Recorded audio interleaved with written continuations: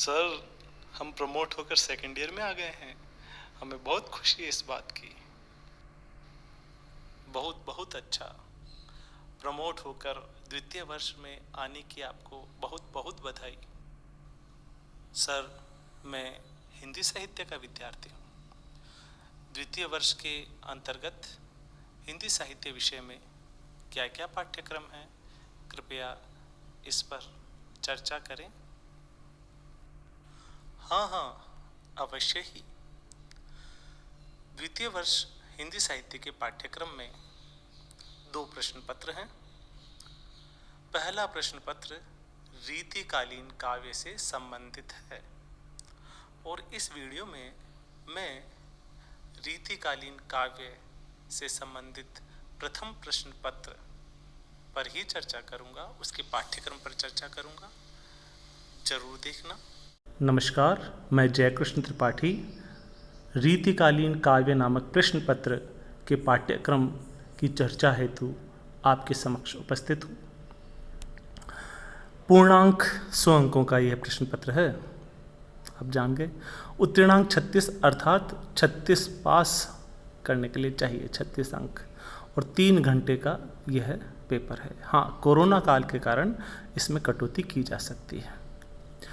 सबसे पहले देखें एक प्रश्न, पहला प्रश्न में 3 व्याख्याएं आती है। रीतिकालीन काव्य जो आपके पाठ्यक्रम में आगे हम पढ़ेंगे, उनकी 3 व्याख्याएं जो कि 8 कुल मिलाकर 24 अंकों की होगी, पूछी जाएगी। इसी तरह से 3 प्रश्न आलोचनात्मक होंगे जो कि 48 अंकों के होंगे। आलोचना अर्थात काव्य की आलोचना, काव्य का विश्लेषण और उसके कवि और उनकी विशेषताओं का वर्णन आदि इसके अंतर्गत आते हैं। एक प्रश्न रीति काव्य पर होगा जो कि सिद्धांतिक विषय पर होगा। अब सिद्धांतिक विषय क्या है वो देखिए यहाँ पर। एक तो है इसमें रीति का तात्पर्य, अर्थात रीति क्या है इसका अर्थ आपको आना चाहिए। दूसरा, सिद्धांतिक विषय के अंतर्गत ये विषय भी है नायक नायिका भेद, अर्थात नायक नायिका भेद भी इस विषय के अंतर्गत आएगा। तीसरा जो इसमें लिखा गया रीतिबद्ध, रीति सिद्ध और रीति मुक्त काव्य है, इसको यहाँ से हटा दिया गया सिलेबस में और इसको हटा के यहाँ से इस प्रश्न में कर दिया गया है। रीतिकालीन इतिहास के अंतर्गत यह डाल दिया गया और रीति में काव्य शास्त्रीय परंपराएं, रस, अलंकार संप्रदाय एवं परंपरा, ये सब भी इसमें सम्मिलित है। परंतु ये जो हिस्सा है ये प्रश्न संख्या 4 का भाग बना दिया गया है, इसलिए ध्यान रखिए ये वाला हिस्सा इस वाले प्रश्न का है।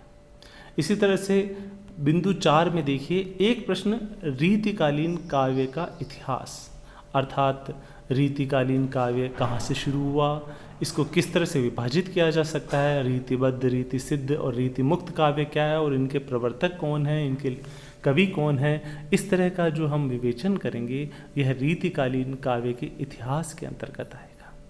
इस तरह से 24, 48 या 49, 16, 12 कुल मिलाकर 100 अंकों का यह प्रश्न पत्र है। पाठ्य सामग्री में निम्नलिखित 8 कवियों के चयनित अंश सम्मिलित किए गए हैं।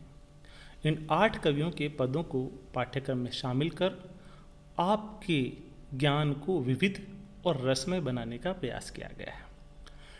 केशव, बिहारी, घनानंद, देव, सेनापति, भूषण, मतिराम और वृंद, ये कुल 8 नग हैं रीतिकालीन कवियों में से छांटे गए जो कि आपके पाठ्यक्रम में सम्मिलित किए गए। और भी प्रमुख कवि हैं, परंतु आपके पाठ्यक्रम में कविताओं और काव्यांशों की व्याख्या के लिए इन कवियों को ही चुना गया है।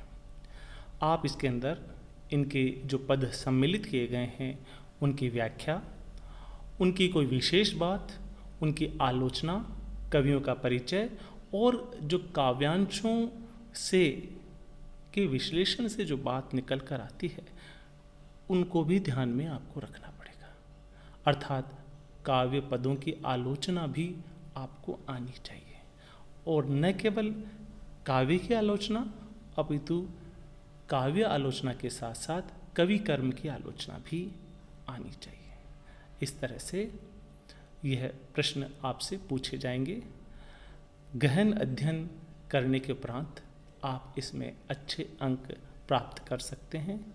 आप इसका अध्ययन करिए और समझिए, और रीतिकालीन काव्य रसात्मक काव्य है, इनके रस और आनंद को अनुभूत कीजिए।